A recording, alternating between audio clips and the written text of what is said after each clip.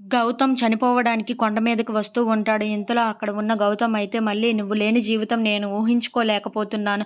నువ్వు లేకుండా నేను బ్రతకలేకపోతున్నాను. మళ్ళీ నేను కూడా నీ దగ్గరికే వచ్చేస్తున్నాను. మళ్ళీ నేను చనిపోదామని డిసైడ్ అయ్యాను మళ్ళీ" అని చెప్పేసైతే అనుకుంటూ ఉంటాడు.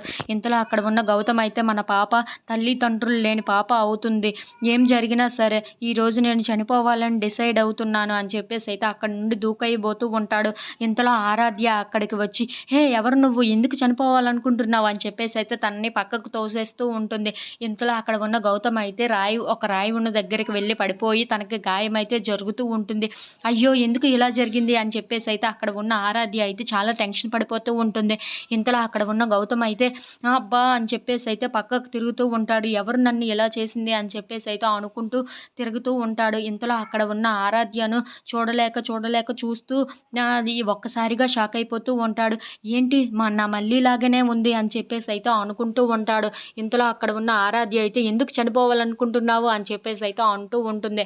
ఆ మాటలు వినగానే అక్కడ ఉన్న గౌతమ్ మాత్రం ఏంటి నా మళ్ళీ బ్రతికే ఉందా? నా మళ్ళీ ఇలాగ ఉంది ఏంటి అని చెప్పేసైతే అనుకుంటూ ఉంటాడు.